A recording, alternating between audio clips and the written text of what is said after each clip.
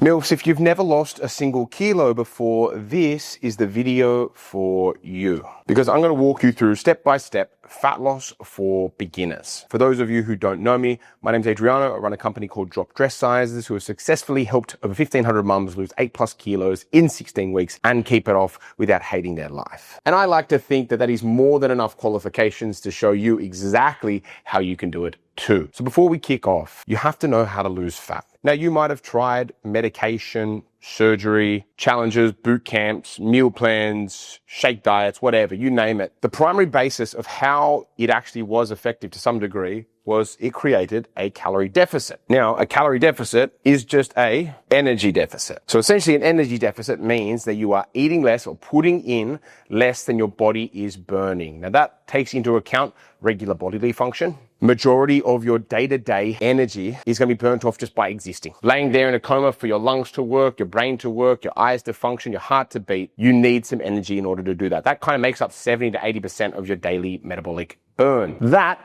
is known as your BMR, your basal metabolic rate. Essentially the rate you burn calories or burn energy in a coma. If you're lying down and do nothing. Now there's a bunch of other fancy words that you don't really need to know because they mean sweet but essentially, the main one that you'll need to know is your TDEE, which is your total daily energy expenditure. That means if you're doing these ones and your heart's beating and you're walking around and you're picking up the kids from school drop off and you do like a couple of thousand steps here and a couple of thousand steps here, all of that is your total daily energy expenditure or your TDEE. How do we create an energy deficit? How do we figure it all out? The majority of you out there will probably sit between 1,800 to 2,300 calories for maintenance. Some of you may be more, some of you may even be less, but in order to maintain your weight, you have to have that many calories. So then looping back, if we are eating 1,800 and we are staying the same weight, to create this calorie deficit, we need to be around 1,200 to 1,300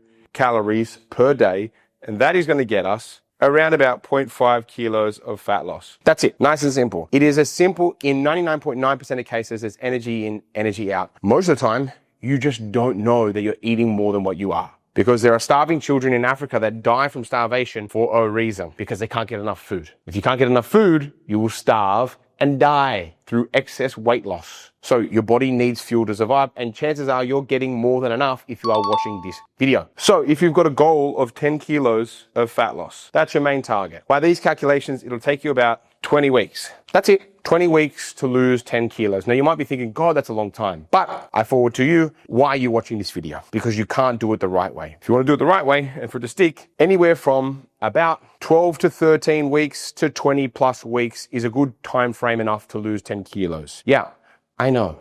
It's a pain in the ass, but you ate your way to that place. You didn't get that way by accident. So for every step you step foot into the forest, you have to take that many steps out.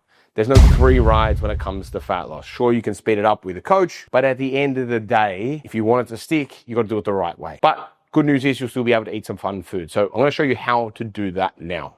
These are the 3 basic principles that I give to my gals to help them lose weight like clockwork whilst being able to eat whatever they want. The primary principle is known as flexible dieting. And for mums, it is a no-brainer because it means you can have cake, same food as your family, and whatever else your heart desires. As long as you make it fit into your 12 to 1,300 number. So you could technically have 1,300 calories worth of cake every day. Now you might not be full, your mood might be shot, and your energy would be shot too, but you can have 1,300 calories worth of cake and still lose weight. Yes, if you're perimenopausal, menopausal, the same rules apply.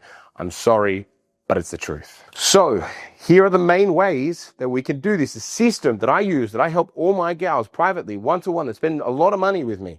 This is what we do. We do number 1, a food diary. Reason why we do a food diary. Just like you have a bank transaction list so you can know how much is incoming and how much is outgoing, the same things happen with your food. You need to know that the burger that you ate was 1,000 calories, Susan, and the Tim Tams that you had at night were 600 to 700. And your whole my deficit's blown out just by a burger and 3 or 4 Tim Tams. What a rort. And then you think, okay, maybe if I had a grilled chicken burger instead of a deep fried one, and I had 1 Tim Tam, instead of 5, I'd be able to still hit my numbers. And you, my friend, would be correct. So, number 2, you're gonna look at your steps. Now, for step count, you can do 30 minutes a day, or you can try and hit 6 to 10,000 steps per day. That's it. 6,000 to 10,000 steps per day is going to put you in a really, really good spot, because your movement's going to be enough to burn just a little bit of excess calories, but not enough to set you off with fatigue. And then also 30 minutes of walking, you could do 15 in the morning, 15 at night, and it's not too hard to achieve.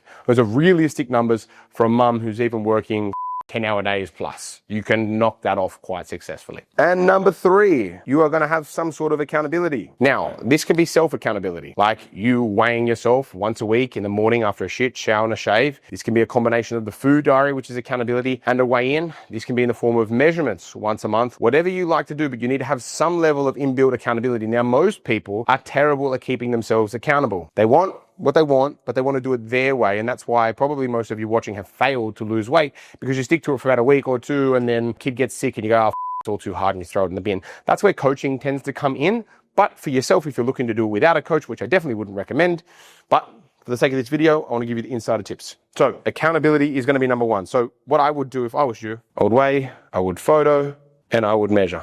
Now, weight can be once a week, photos once a month. That is a basic framework that I would use for every single one of my clients that came through my business to help them lose weight, keep it off, have a bit of balance, have a bit of fun. Food diary, you're looking at daily steps to some degree, and accountability, okay? Some way of tracking your progress and staying accountable to it, because the numbers don't lie, people lie. Now, if you're a mama that's on a fat loss journey and you're looking for a bit of extra TLC, you can click the link down in the description to book a call with my team.